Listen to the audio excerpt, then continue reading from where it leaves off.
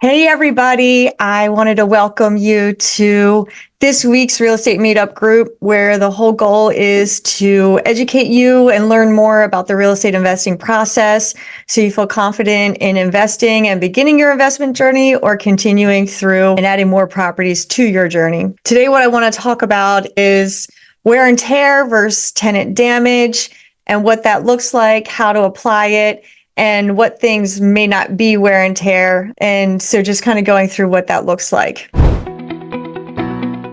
When we get into investing in real estate, we've got tenants who are going to be coming into the property. We've got them staying for maybe as little as 6 months to a year. And there are times when they wind up staying, which is a good thing, 3 years, 5 years, 10 years. And so when we look at the big picture of when we go back in and do our move out walkthrough and assess for when we can get it ready for a re-rent, we need to evaluate what it looks like compared to when they moved in. And there's a lot of things that go into play for wear and tear versus actual tenant damage. And that's what we're going to take a look at.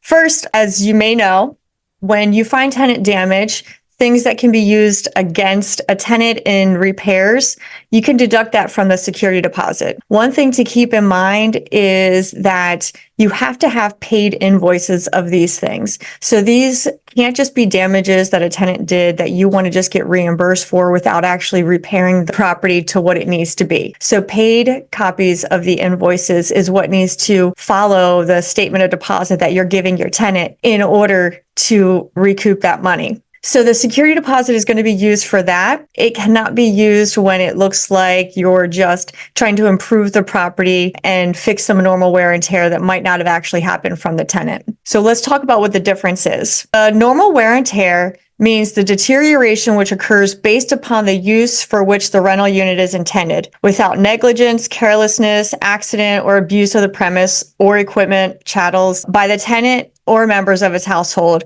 or their invited guests. So when you look at that, then you would talk about the difference. So damage would then be defined as deterioration which occurs due to negligence, carelessness, accident, or abuse of the premise or equipment by the tenant or member of its households. So some other things that we would be able to add into potential damage is when we are talking about when a tenant moves in, the property is clean and ready for them. We also require prior to a tenant moving in, carpets be cleaned professionally. So when a tenant moves out in their lease, it dictates that they also need to have the carpets cleaned professionally in order to get our full security deposit back. So as long as it's clearly defined of what their expectation is moving in and out, you can charge those things. For us, when we have those expectations set, if we don't have a copied invoice from them that they have the carpets professionally cleaned, we will have it done and charge it back to them. So distinguishing the differences. So what we're going to do is we're going to go over a list of things that, even if it's unintentional versus intentional, that we can charge back to the tenants and what that looks like versus your wear and tear. Also, please keep in mind that,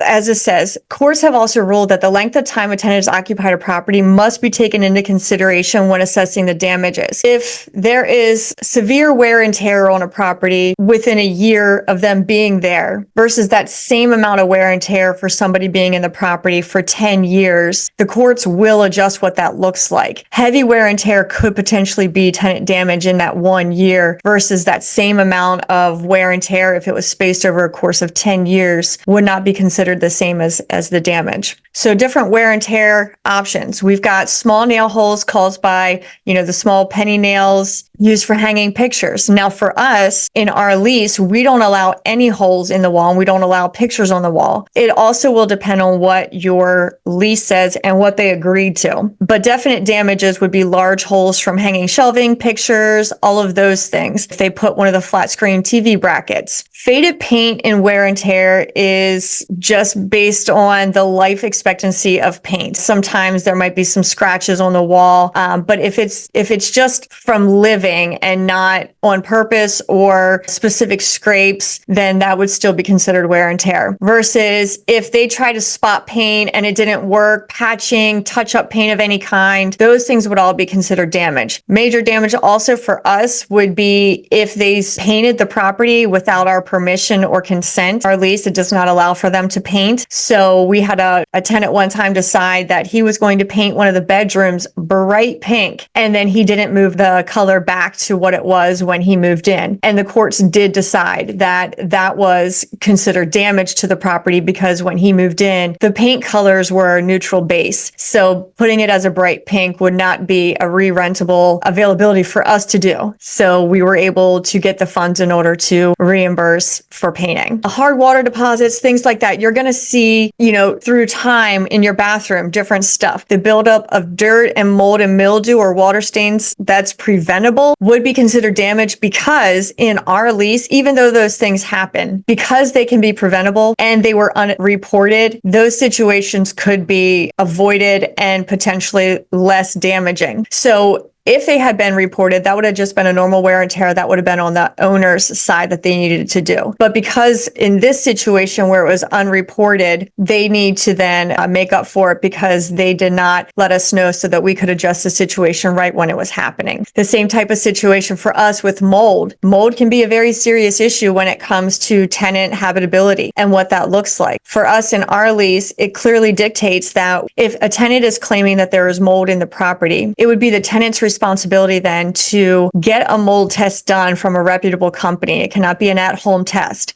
So they would need to pay for the mold test from a reputable company, and then we would get the results. What that looks like is if the results come back where the mold levels are high, and that's what the mold company says, we would not only reimburse the tenant for the amount of money that they had to pay for the invoice to get that work or the test done, but also we would be working with the owner or the landlord of the property in order to get the repairs done to mediate the issues causing that mold. Some more examples of what wear and tear look like. Worn out keys versus broken, lost, or unreturned keys. For us, we give each of our tenants 2 keys unless there's more adults that occupy the house. But in a normal situation, they get 2 keys. So if we don't get 2 keys back, that is considered damage, and that would be reported on their statement of deposit and charged to them. Loose or stubborn door locks, that's just wear and tear of a property versus if they're breaking the lock or it's missing. Same with loose hinges, worn carpet, and traffic patterns. Now, this can be a tricky one because we'll talk in a little while about what a normal life expectancy is on some of the things in the property, but worn carpet's only got a certain life expectancy. So if it's worn and the tenant's only been there maybe 1 year, that might be a little bit more of damage versus if it's worn and the carpet's been in place for 8 years. There's a lot of things. And you also have to realize when you accept a tenant into the property, you have to understand. So we've had situations where we've had a 4-bedroom house. And at the time, 2 people living there, there was no pets. So the wear and tear of 2 people versus allowing the next tenants that were there, it was a family of 5 and 2 dogs that were accepted. The wear and tear on a family of 5 with 2 dogs is going to be significantly higher than what it was when there was just 2 people living there. Chances are, they're like a lot of people, they probably didn't even use half the rooms in the house because it was just the 2 of them. However, that family of 5 could have used all of the rooms and used them on a regular basis. That still would be considered their wear and tear versus damage just because you have to factor in how many people and how much use the space has got. Now, we did have a situation, actually, I think it might have been the same property that I was just talking about, where they wound up gouging the hardwood floor. And so there's a fine line between faded finish, scratches on the floor, and then gouges, and what that looks like and how much it costs to replace. Sometimes when you're talking about hardwood floor, the minimum amount that someone would charge for hardwood floor refinishing might be up to $1,000. So you would have to spend $1,000 in order to get that done. But the courts probably would only allow and accept that small portion of it. So there are times where it might not seem fair or you might not get the full amount, and they just take into consideration all the factors that go into it. So understanding that is really important. linoleum and being worn and thin versus worn countertops. That is definitely different than if a tenant is putting something really hot on the countertop and they wind up burning it or staining it if it's a different type of material. Drywall cracks from settling versus holes in the wall. These are all wear and tear. And be careful when we're talking about drywall cracks and cracks potentially in the foundation. These are all things that would need to be addressed right away, even if a tenant was in the property. So just once again, trying to remind you to do your checks on the property. What we do is we do a move-in inspection, and then every either quarter or half a year, depending on the types of property, we are going back in and doing another full evaluation. We'll also do an evaluation on the property before we offer a lease renewal. So that way we're constantly getting in the property. Also, every time we have maintenance go in there, not only are they fixing the issues that they know that they're going there for, but we just have them kind of do a quick walkthrough, not necessarily invading in their space, but just as they're walking the property, if they notice anything that might be out of sorts. They all have access and understand what our lease is. So they also know what may or may not be allowed, and they could be our eyes and ears as well. So just getting constant eyes on the property really help alleviate not only the wear and tear and understand what you might have at the end of that lease, but potential damages that you might be able to spot early on versus waiting till it truly becomes an issue. Loose wallpaper versus actually ripped or broken, marked up wallpaper. We've had people, and a lot of this winds up being tenants that we didn't place. It was tenants that the owner had when we took over. So we've got a lot of stories with that, but we've also seen kids wind up taking crayon and drawing pictures all over the walls, different things, stickers all over the walls. And that takes some time to clean up, get the stickers off, and then repaint. And that will all be considered tenant damage. Mini blinds broken or worn, or broken would be considered damage versus worn. Torn or missing screens versus just dirty. I had a situation, and you have to remember, we've had some owners, and I actually was one of them back in the day, who used to live at the property, and then they've turned it into a rental. So their attachment to the property is a little more significant than just a standard investor. So they're going to look at everything with that fine-tooth comb, and they're just going to really dive in and really want the property to be back in the condition that they might have had it in when they lived. And while I understand their thought process, because it was my original thought process when I first started, it's not the same. And you can't expect someone, I live in a very certain way, but I also know I can't expect any of my tenants to live the same way I do, where, you can walk into my house and potentially it could be shown for sale. I just like to keep it clean. But I know that I can't offer or expect that from my tenants. They live a certain way, and as long as the property is being maintained, it doesn't necessarily need to be to my level of cleanliness while they're there. However, when they leave, it is expected for it to be clean, broomed, swept, with no holes in the wall, no crayons on the wall. And also with, if I have any carpet, or if any of our investors have carpet in the property, having that professionally cleaned. The big thing we've got here is damage. So musty odor is one thing. If you've actually not heard of an ozone generator, I've got several of them. And what we do is we wind up putting them in a unit that might have an odor after a guest or tenant. I use them on my Airbnbs as well. The musty odors and all of those things, you can wind up getting a majority of that smell out if you use an ozone generator. So keep that in mind. Also, do not be in the property while that's running. It sucks all the oxygen out of the property, which is how it helps get the smell out, but you don't want to be there. So you want to let it run maybe for a 24-hour period, depending on how strong the smell is. Go back in, turn it off, open up the windows, let it air out, and then you can go back in and do what you need to do. But you'll end up with a pretty bad headache if you decide to stay in there. But urine and pet odor throughout the unit is definitely considered damage. What I'll say about that is we do allow pets in our units.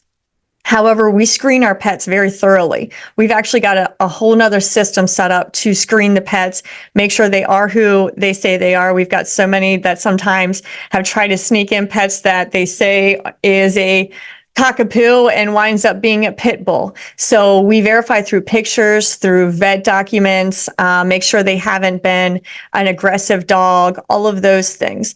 But what you can't necessarily catch is knowing what type of animal it is inside the house with pet odor and urine.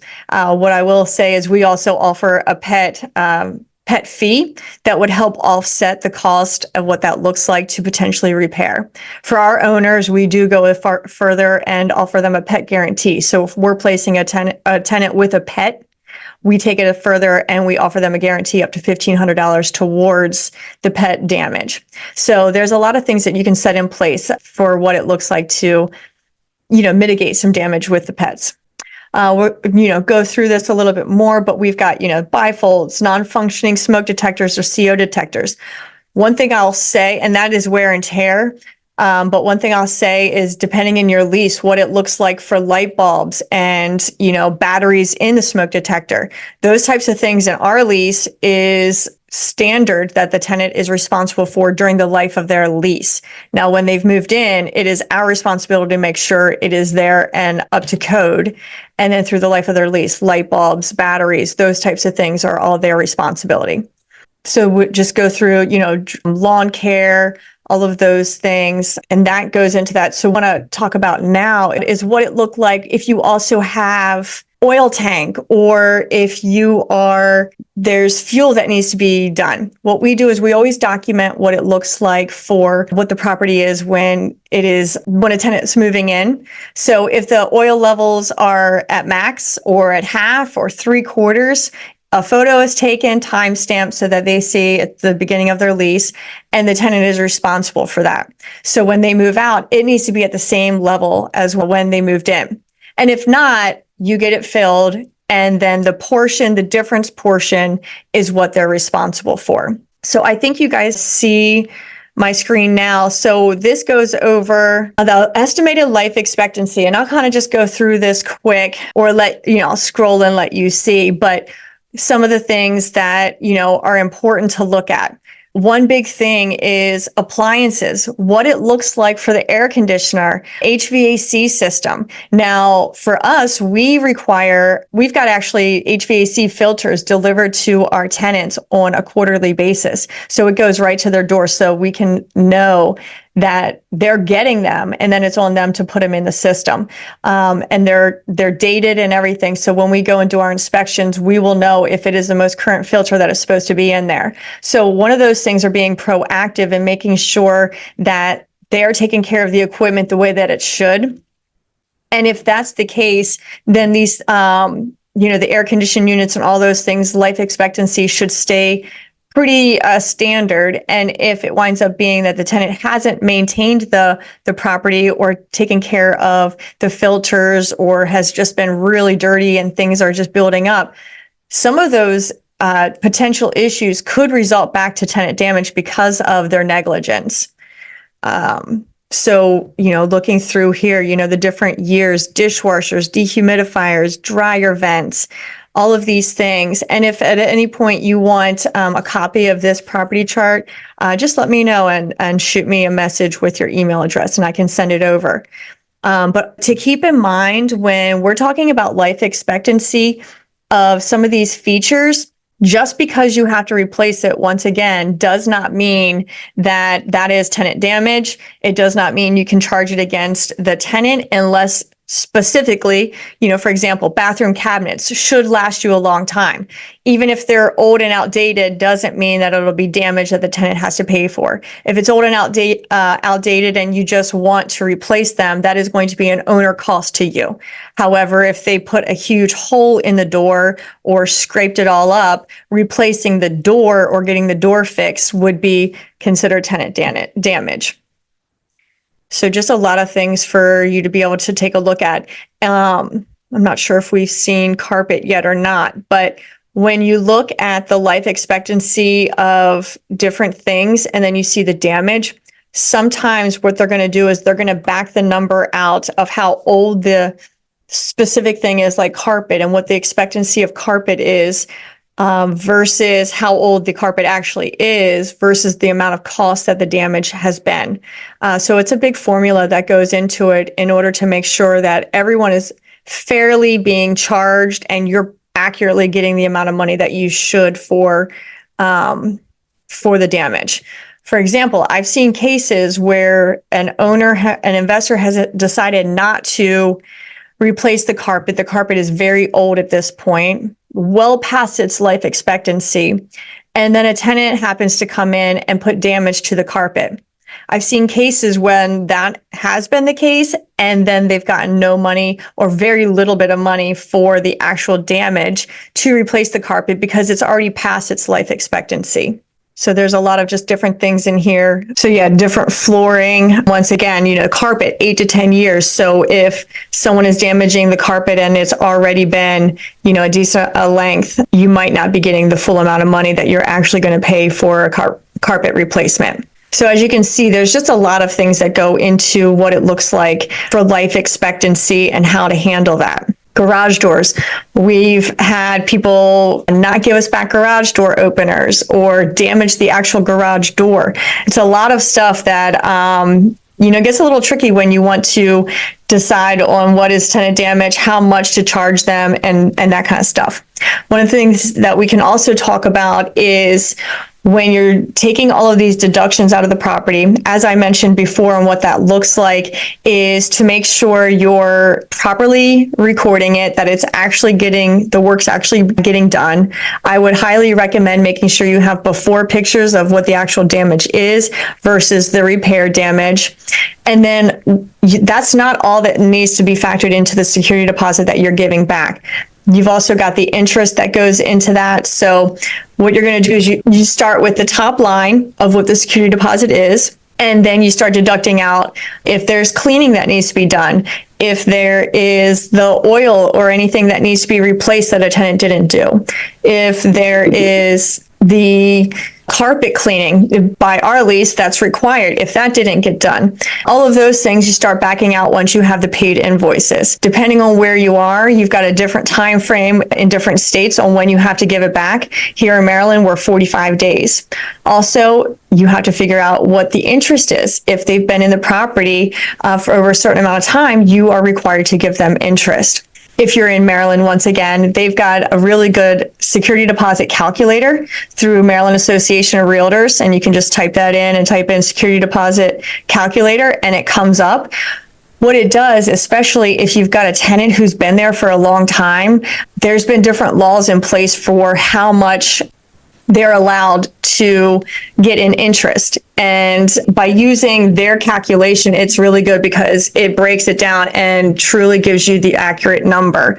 And so you don't have to think about what that looks like and how it might change and differ depending on each situation. So we use that a lot. And then we wind up taking that, backing it out of the security deposit along with the damages if there are any. And then that's the number that the tenant gets back. On the flip side, if their damages are more than what it looks like for their security deposit, then it's a matter of what it looks like in order to try and recoup that money. If it's only a little bit over, it's completely up to you if you want to try and get that money through court. If it's a lot over, I'd highly recommend it. It just depends if it's somebody that you're going to go after personally, or if you're going to hire an attorney to do that. It just takes some time and some upfront money to do that.